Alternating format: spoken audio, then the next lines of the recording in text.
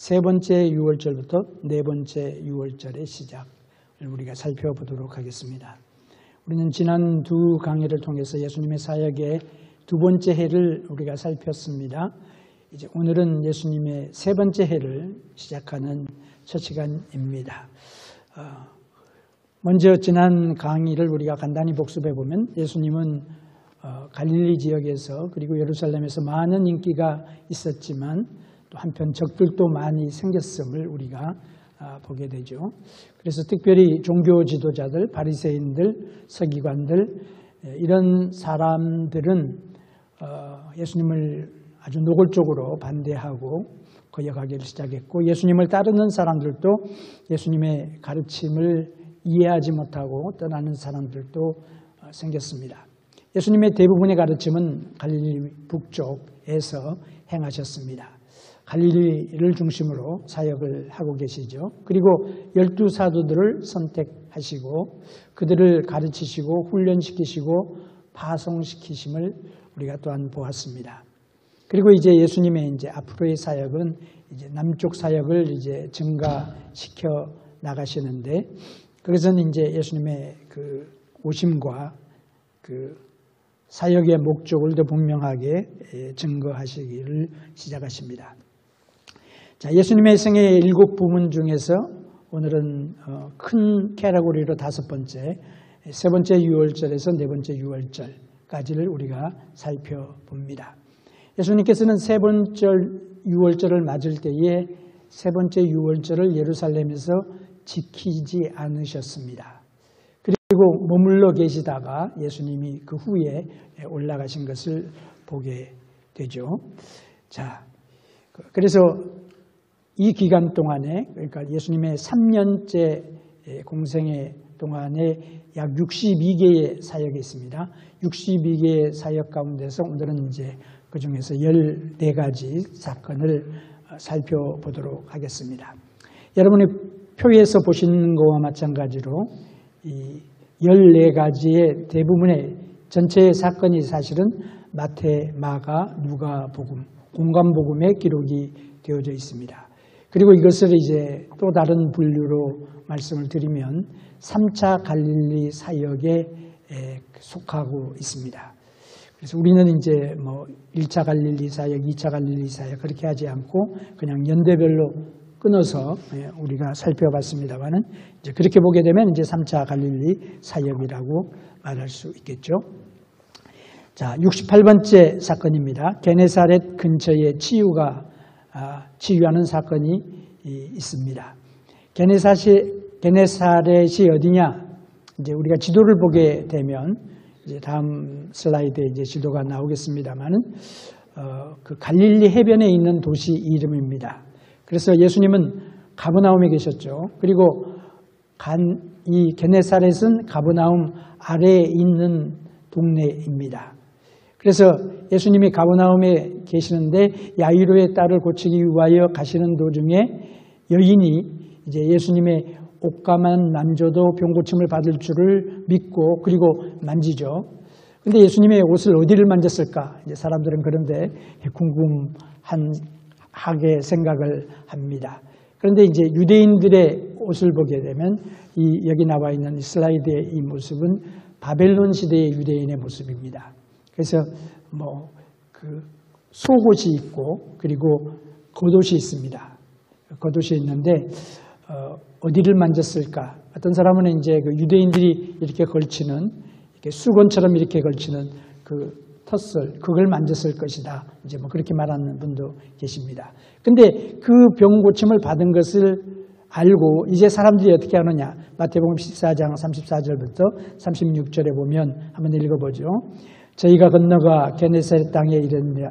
그곳 사람들이 예수인 줄 알고 그 근방에 두루 통지하여 모든 병든 자를 예수께 데리고 와서 다만 예수의 옷가에라도 손을 대게 하시기를 간구하니 손을 대는 자는 다 나음을 얻으니라. 아멘.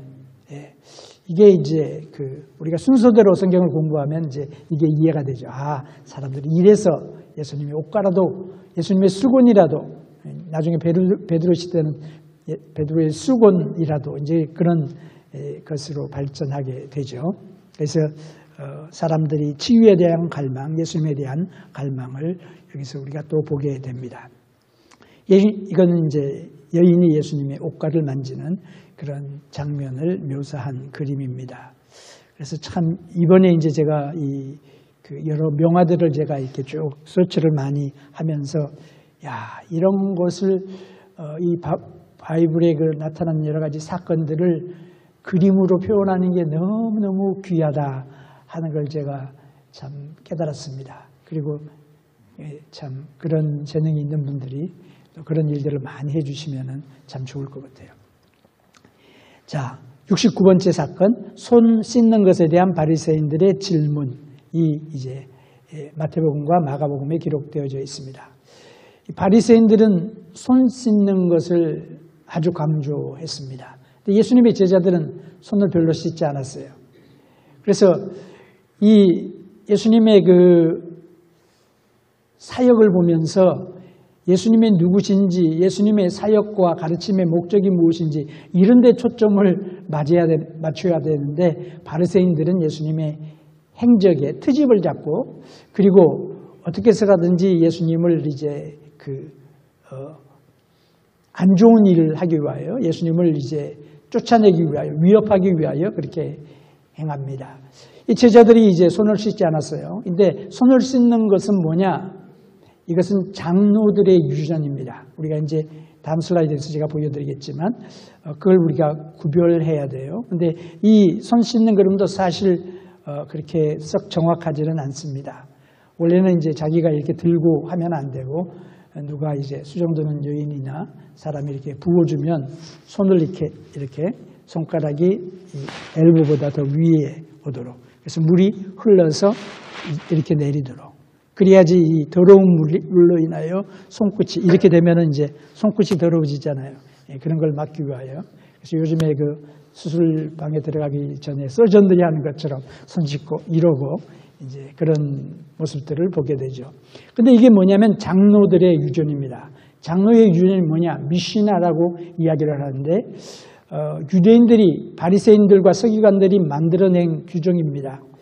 우리가 이제 지난번에 The Testament Period를 하면서 그 주전 2세기경에 유대 땅에 있었던 경건주의 운동을 이야기했죠. 바리새인들이 일으킨 좋은 운동이었습니다. 근데 이 사람들이 너무 열심히다 보니까 그 토라가 이제 613개, 토라의 율법을 613개로 나누고 그리고 613개를 어떻게 잘 지킬까 거기에 대해서 또 고민을 하는 거죠. 그래가지고 여러 가지 이제 장로들의 유전들을 만들어냈습니다. 그래서 이것이 언제까지 가냐면 주전 2세기부터 주전 3세기까지 이어지고 그 다음에는 이제 유대 공동체에서 이런 것들이 사라지게 되었습니다. 근데 문제는 뭐냐면 이 사람들이 생각할 때 우리가 손을 씻음으로 깨끗하게 되었다라고 그렇게 생각을 하는 거죠. 자기들의 의식을 통하여 부정이 깨끗하게 되었다라고 그렇게 믿고 철저하게 그들이 이것을 시행을 했습니다. 근데 이것은 율법이 아니에요. 안식일을 지키라. 이건 율법이죠. 근데 하나님은 이 하나님의 말씀을 장로들이 해석을 하고 서기관들이 해석을 하고 자기가 만든 규정들은 율법이 아닌 거죠. 그건 자기들의 전통이죠.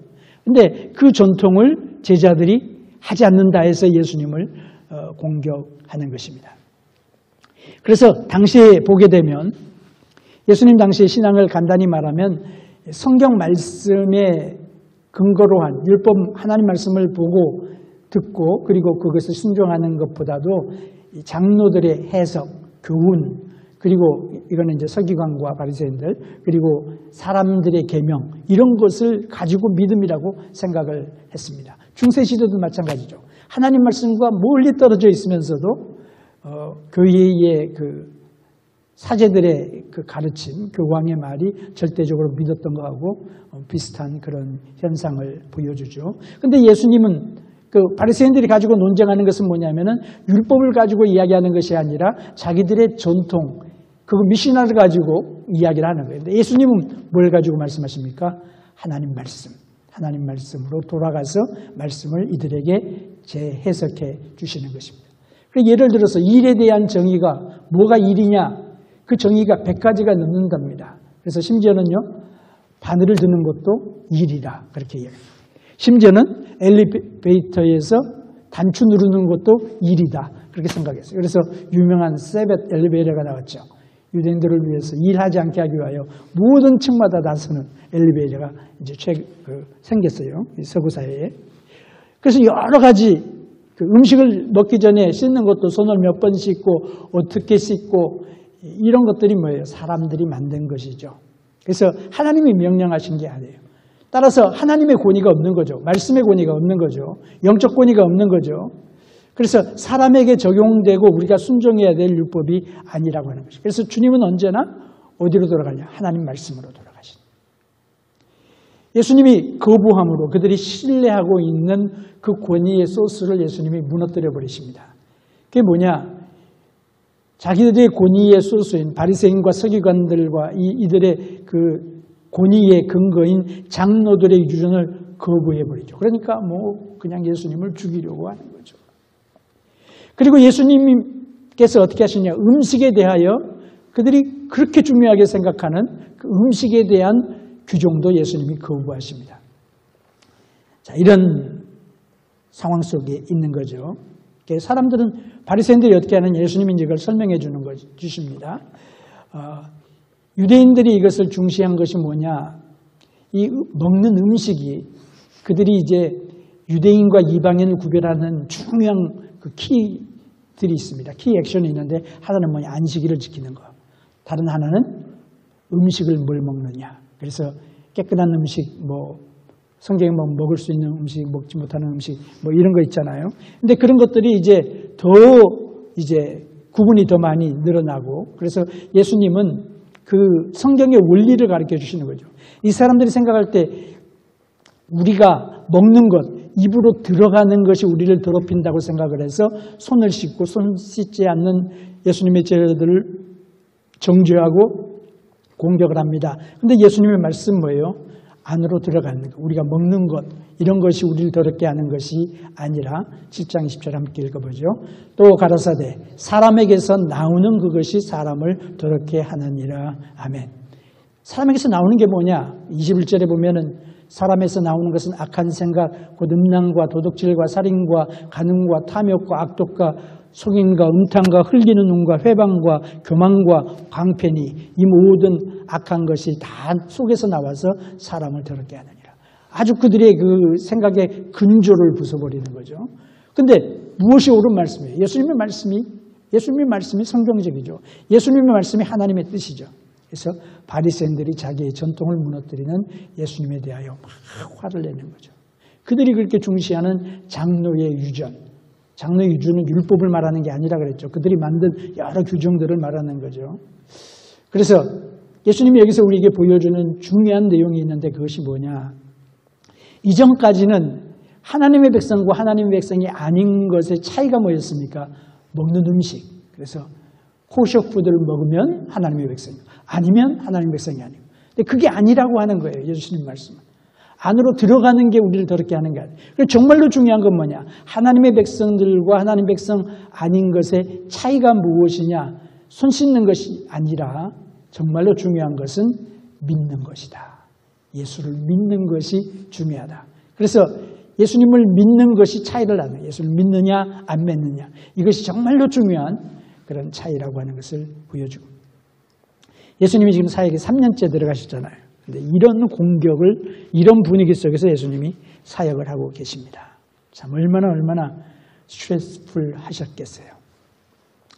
자, 예수님이 이제 더 북쪽 갈릴리 사역을 하십니다. 이 지도를 먼저 보시죠. 지도의 맨 위쪽에 보면 두로가 나오죠. 두로는 그 이방인의 땅입니다. 시돈과 두로, 여기는 지금 이제 레바논 땅이라고 말할 수 있겠죠. 페니키아, 옛날에 페니키아 땅입니다. 그리고 이제 갈릴리 지역에 있습니다. 갈릴리 호수의 맨 위에 있는 게 벳세다가 있죠. 맨 오른쪽에 벳세다 글씨가 보이는지 잘 모르겠네요. 글씨가 너무 작네. 벳세다가 있어요. 오른쪽 맨 끝에. 그것은 요단강 오른쪽 편에 있어요. 요단강은 안 그려졌지만. 그 다음 도시가 가버나움이고 하나 건너뛰어서 게네사렛이 있고 그 다음에 볼록 튀어나온 부분에 막달라가 있고 그 다음에 디베랴가 있습니다. 그런데 갈릴리 호수를 여러 가지 이름으로 부릅니다. 게네사렛 호수, 또 갈릴리 호수, 갈릴리 바다, 또 디베랴 바다 이렇게 부르죠. 그 이름이 어디서 나온 줄 아세요? 동네 이름에서 나온 거예요. 이 지도를 보면 아시겠죠. 그래서 아마 디베랴 사람들은 디베랴 바다라 그러고 게네사렛 사람들은 아니야 그 게네사렛 호수야 뭐 이렇게 말하고 그건 제 이야기입니다. 그래서 여러 가지 이름으로 갈릴리 호수가 이제 불리워졌는데 그 게네사렛이 저기 있다 하는 것을 이제 말씀드리고 거기가 갈릴리 지역이고 그 다음에 그 갈릴리 호수 동쪽 편에 있는 곳이 어디냐? 이것이 데카폴리 지난번에 설명했죠. 10개의 도시라고 하는 그런 의미의 데카폴리스. 이건 이방인의 지역입니다. 헬라권의 지역입니다. 근데 예수님이 이제 종교적으로 열심히 한 바리새인들과 서기관들이 예수님을 미워하고 공격을 해요. 예수님이 어떻게 가세요? 그들과 싸우지 아니하고 더 북쪽으로 올라가세요. 두로와 시돈 지역으로 올라가세요. 올라가시다가 누구를 만나냐면 이제 수로보니게 여인을 만나게 됩니다. 가나안 여인이 예수님께 와서 딸을 고쳐달라고 그래요. 이 말은 뭐예요? 예수님의 소문이 이미 이방인들에게 많이 퍼졌음을 보게 됩니다. 그래서 이방인 여인이 예수님께 나온 거죠. 그리고 예수님의 긍휼하심을 구합니다. 근데 예수님의 행동이 조금 우리가 이해가 안 되는 그런 행동을 말씀을 하시죠. 근데 예수님은 사실 당시에 유대인들이 사용하는 표현을 이야기하시는 거예요. 예수님이 오신 것은 자녀들 먹이러 같이 개에게 주려고 온 것이 아니다. 그렇게 말씀을 하세요. 우리 관점에서 현대인들의 관점에서 보면 예수님이 레이시스트다. 요즘에 미국 사람들 많이 하는 이야기들 있죠. 껐떡하면 그냥 레이시스트라고 인종주의자라고 젊은 애들이 특별히 그런 이야기를 많이 합니다. 이거 전부 다 그 PC의 영향입니다. 폴리티컬 코렉니스의 잘못된 영향이에요. 이거 이야기하려면 또 시간이 한참 걸리니까 나중에 다른 시간에 우리가 이야기하려고 하고. 근데 지금 현재 관점에서 보면 말이 안 되는 거지만 그때 당시에 이제 쓰던 그런 관용어예요. 근데 예수님을 이건 뭐냐면 이제 가깝지 않다 그런 의미예요. 가깝지 않다. 그러니까 그냥 가까운 친척이 아니라 뭐 third, fourth cousin 정도 그렇게 먼 친척 정도 이제 그런 이야기예요. 이 여인이 이렇게 이야기를 합니다. 개도 주인의 상에서 떨어지는 부스러기를 먹습니다. 예수님께 겸손하게 즐겁게 수용을 합니다. 이 놀라운 믿음의 대답인 것을 보게 됩니다. 그래서 예수님이 이 여인의 믿음을 칭찬하십니다. 예수님이 믿음을 칭찬하신 사람들이 몇 명 있습니다. 그런데 대부분이 이방인들이었어요. 근데 그 중에 한 사람이 바로 이 여인도 칭찬을 하십니다. 그래서 이 여인은 예수님이 믿음의 여인으로 칭찬하십니다. 믿음을 칭찬하시고 또 겸손함을 예수님께 칭찬하시고 지금 이 마태가 그리고 이 마가가 이걸 이제 기록을 하는데 그 이유가 뭐예요? 그 내용이 뭐예요? 예수님이 이렇게 연결돼서 읽으면요. 우리가 그냥 읽을 때에 깨닫지 못하는 그런 것들을 우리가 보게 되는 거죠. 이것도 바로 그 중에 하나입니다. 바리새인들의 태도가 어때요? 바리새인의 태도와 이 여인의 태도는 아주 지금 비교가 되고 있죠. 바리새인들은 기적을 보았습니다. 그들의 기적에 대한 반응은 뭐예요? 경외함과 감사와 하나님께 대한 찬양과 이런 게 아니에요. 도리어 예수님께 대하여 분노하고 예수님을 제거하려 하고 예수님이 지혜의 말씀을 해주셨음에도 불구하고 교만함을 내세우고 자기 고집을 내세우고 예수님을 흠잡으려고 무너뜨리려고 하는 거죠. 그런데 이 여인은 이방 여인이에요. 기적을 보지도 않았어요. 근데 예수님의 이야기를 들었어요. 겸손한 믿음으로 나와서 예수님께 믿음으로 강구하죠. 얼마나 대조적인 이야기입니까? 연대선으로 공부하면요. 이런 것들도 보이게 되는 거예요. 가나안 여인은 어떤 여인이냐? 믿음의 여인이고 겸손의 여인이고 또 인내하는 믿음을 가진 여인이고 용기 있는 여인입니다. 그래서 예수님은 보지도 않은 그 여인의 딸을 고쳐주십니다. 놀랍고 아름다운 그런 장면이 여기 나오죠. 멋있는 믿음을 가진 여인입니다. 자, 예수님이 그리고 이제 두로시돈을 하시고, 그러니까 두로와 시돈은 북쪽의 해변 지역이죠. 그리고 예수님이 어디로 오시냐면 데가볼리로 오십니다. 데가볼리가 어디예요? 갈릴리 지역으로 내려온 것이 아니라 삥 돌아서 요단강 동편의 데카폴리로 가셨어요. 거기는 이방인의 지역이라 그랬죠. 그래서 예수님이 이방인 전도를 지금 하고 계시는 거예요. 데카폴리에 갔더니 데카폴리 그러면 누가 생각납니까? 귀신, 군대 귀신 들린 사람 생각나죠. 지금 그걸 갖다 그 그림을 제가 했습니다.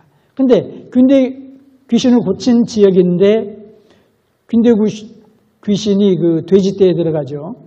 돼지떼에 들어가는데 아니 유대인이 사는 지역에 가까운 갈릴리의 지역에 무슨 돼지들이 이렇게 많나 이렇게 생각을 하죠. 데카폴리는 유대인 지역이 아니에요. 그래서 거기서 돼지를 기르는 거예요. 왜 돼지고기는 좋아하는 사람들 많으니까 유대인 빼놓고. 그래서 거기서 이제 병고침을 받은 이 군대 귀신 들린 사람이 예수님과 함께하기를 원하는데 예수님이 뭐라고 말씀하셨습니까? 나 따라오지 말고 배 타고 같이 가겠습니다. 그러니까 나 따라오지 말고 고향과 집으로 가라. 그래서 주님이 하신 일을 전하라. 그렇게 이야기를 하셨습니다. 그래서 데카폴리 집으로 가가지고 예수님의 하신 일을 증거하였습니다. 예수님이 이제 다시 북쪽 사역을 끝나고 데카폴리로 들어오셨어요. 그랬더니 많은 사람들이 예수님께 나온 거예요. 많은 사람들이 예수님께 나와서 예수님께 병고침 받기 위하여 예수님 말씀 듣기 위하여 나온 거죠. 그래서 이 몰려온 이유가 뭐냐? 군대 귀신 들린 사람의 전도 때문에, 증거 때문에. 그래서 이들이 몰려와서 많은 사람들이 이제 몰려와가지고 예수님의 말씀을 듣고 병고침을 받았다. 우리가 뭘 할 수 있어요? 우리가 성경을 몰라도 우리에게 재능이 없어도 우리는 증거할 수 있습니다. 나는 복음을 들었고 그 말씀에 순종을 했다. 그렇게 우리는 증거할 수 있어요. 물론 우리가 더 주라메리간 그런 전도를 하면 좋겠죠. 하고 싶죠. 아, 내가 술 중독에 빠졌는데, 마약 중독에 빠졌는데, 나는 무슨 중독에 빠졌는데 하나님이 기적적으로 단번에 구원해 주셨다. 아마 군대 귀신 들린 사람은 그런 간증을 할 수 있을 거예요. 그런데 그런 간증이 없어도 우리는 하나님이 나에게 하신 평범한 이야기들을 나눌 수 있다. 그렇게 해야 된다 하는 거죠. 자, 그래서 참 놀라운 일이 나오죠. 31절에 보니까 이들이 와가지고 예수님 앞에 나오니까 예수님이 다 고쳐주십니다. 31절 읽어보죠. 벙어리가 말하고 불구자가 건전하고 절뚝발이가 걸으며 소경이 보는 것을 무리가 보고 기이 여겨 이스라엘의 하나님께 영광을 돌리니라. 아멘. 아, 이 오랜만에 보는 반응이에요. 하나님의 백성이라고 자처하는 유대인들은 예수님을 거부하고 뭐 더 큰 기적을 보이라 뭐 이딴 소리하고 그러는데 이방인들이 예수님을 받아들이고 복음을 받아들이고 하나님께 영광을 돌리는 거죠. 하나님이 하시는 역사예요. 자, 그랬더니 이제 사람들이 이제 마가가 이제 설명을 하죠. 또 이제 그 스토리 가운데 이제 뒤에 나오는 이야기가 뭐냐면 귀 먹고 어눌한 자를 데리고 예수님께 나와 안수하여 주시기를 간구하거늘. 근데 예수님이 귀 먹고 어눌한 사람을 이제 고치시는 그 과정이 참 재밌습니다. 구체적인 그 설명을 마가가 하는데 주님이 그렇게 따로 데리고 무리를 떠나서 따로 가십니다. 그림이 조금 잘못됐죠. 그리고 손가락을 그의 양 귀에 엮고 귀에다가 이렇게 엮고 청진기 꽂듯이 그 다음에 침을 뱉어가지고 그의 혀에 대시며 왜 더럽다 이런 생각을 아마 현대인들은 할 거예요. 근데 예수님이 그렇게 하시고 그 다음에 34절에 보면 여기 기록하지 않았습니다만 하늘 우러러 탄식하시며 그에게 이르시되 에바다 하시니 에바다라는 말은 뭐죠? 열리다 그 말이에요. 그랬더니 35절 읽어보죠. 그의 귀가 열리고 혀에 맺힌 것이 곧 풀려 말이 분명하더라. 아멘. 그래서 예수님께서 이렇게 고쳐주시죠. 근데 왜 이런 과정을 예수님이 하셨을까? 그러니까 예수님의 치유하시는 방법이 사람마다 다른 거예요. 어떤 그냥 공식이 있어가지고 뭐 그냥 똑같은 방법을 하시는 것이 아니라 사람들마다 개인적인 필요를 예수님이 채워주시면서 무슨 일인지 모르지만 귀 먹고 어눌한 사람은 주님의 어루만져 주심이 필요했던 사람이에요. 그래서 예수님이 그 마음도 치료해 주시고 병도 치료해 주시고 영혼도 구원해 주시고 우리를 오르만져 주시는 그 주님을 우리가 믿고 의지하게 되시기를 바랍니다. 우리 이런 주님을 우리가 만날 수 있게 되죠. 자, 이런 두 번째, 바리새인들이 다시 공격을 합니다. 바리새인들이 다시 공격을 하는데 예수님이 데카폴리 사역을 끝나고 갈릴리 건너서 호수 건너편으로 가시는데 마태는 그 마가단으로 가셨다. 마가단이 어디냐면 막달라로 가셨다. 이제 그 말이죠. 이제 여러분은 지도가 좀 연상되십니까? 데카폴리에서 갈릴리를 건너서 호수 건너편으로 가셨어요. 이 갈릴리 호수는 뭐냐면 예수님 몇 번 건너셨는지 저는 카운트를 안 해봤어요. 하도 많아가지고. 언제 시간이 있으면 한번 카운트해보면 재밌을 것 같아요. 근데 왔다 갔다 하시는 거예요. 요즘 우리가 여기 495 타고 교회 오는 듯이. 그냥 항상 지나가는 그런 그 호수가 바로 이 호수죠. 바리새인들이 뭘 공격하냐면 하늘로부터 오는 표적을 구합니다. 그럼 무슨 말이죠? 예수님이 지금까지 표적을 많이 행하셨잖아요. 기적을 늘 행하셨는데 귀신을 쫓아내시고 많은 병든 자, 이사야에서 예언한 그 모든 병든 자들을 고치셨는데 하늘로부터 오는 표적이 뭐냐? 바리새인들의 마음이, 서기관들의 마음, 종교 지도자들의 마음이 얼마나 강팍하든지 예수님이 지금 하신 그 표적은 큰 표적이 아니라고 하는 거예요. 그 중에 하나도 자기들은 못하면서 말이죠. 그러면서 확실히 큰 기적을 베풀어 주시고 이들이 생각했던 게 뭘까요? 해가 가다가 멈추는 것? 여호수아 시대에? 홍해가 갈라지는 것? 또 하늘에서 만나가 내리는 것? 하늘에서 불이 내리는 것? 이런 걸 생각을 했는지는 모르지만 어쨌든 예수님 하시는 게 하늘의 표적을 구했어요. 예수님이 그들에게 눈, 몸을 책망하시죠. 너희가 하늘의 일기는 분별하면서 예수님을 알아보지 못하느냐? 날씨는 분별하면서 저녁에 이르면은 내일 날씨가 좋겠다. 아침에 이르면은 날씨가 흐리겠다. 일기는 분별하면서 이것을 분별하지 못하느냐? 그들의 완악한 마음을 책망을 하십니다. 우리가 생각하는 것처럼 우리는 기적을 일으켜 주시면 예수를 믿을 거라 그렇게 생각을 하는데 완악한 마음은요. 이 기적이 예수님을 믿게 하는 게 아니에요. 참 놀라운 하나님의 은혜예요. 우리는 기적을 안 보고도 예수 믿잖아요. 얼마나 크신 은혜입니까? 자, 근데 예수님이 누구의 이야기를, 요나의 표적을 다시 말씀하십니다. 벌써 여러분 이야기하셨죠? 요나의 표적이 뭡니까? 3일 동안 요나가 고기 뱃속에 있다가 나온 것을 말씀하시는 거죠. 그것이 뭡니까? 예수님의 죽으심과 부활의 예표를 말하는 것이죠. 구약의 부활의 예표, 예수님의 그 부활의 그 표적. 그래서 죽었다가 살아난 선지자가 있어요, 없어요? 없죠. 죽었다가 살아난 선지자가 없잖아요. 근데 예수님이 죽었다가 살아난. 내가 다른 사람을 살릴 뿐만 아니라 내가 죽었다가 3일 만에 살아난다. 이것이 하늘의 표적이다. 예수 그리스도의 십자가와 부활이 궁극적인 표적인 것을 예수님이 강조하고 보여주십니다. 그래도 안 믿죠. 그래도 안 믿어요. 자, 73번째 배에서 제자들과 말씀하심. 제자들은 예수님과 함께하면서 모든 기적과 표적을 봅니다. 예수님의 말씀과 가르침을 받죠. 원수들의 공격을 예수님이 또 받으십니다. 그래서 예수님은 제자들과 함께 갈릴리 바다를 건너세요. 또 바다를 건너셨어요. 몇 번이나 건너셨는지 정말 셀 수 없을 정도로 많이 건너셨어요. 예수님이 하시는 말씀이 바리새인들의 위선과 가증함을 말씀하십니다. 그들이 그 말의 의미는 뭐냐, 이제 자세한 내용은 제가 파라프레이즈에서 말씀하겠습니다만, 그들이 나에게 하는 것을 봐라. 나에게 하는 그들의 위선과 가증함을 보라. 나 하나님의 말씀을 거부하는 것을 봐라. 그들이 앞으로 너희에게도 이렇게 할 것이다. 그걸 예수님이 말씀하시는 거예요. 바리새인 누룩은 뭡니까? 성경에 보면 이제 누룩이 좋은 의미로 사용하고 나쁜 의미로도 사용되고, 어떤 사람은 누룩은 나쁜 의미로만 사용됐다. 그래서 천국의 그 누룩의 비유를 이제 다르게 해석하는 사람도 있습니다만은, 여기서 말하는 누룩은 바리새인들의 죄예요. 그걸 말하는 거죠.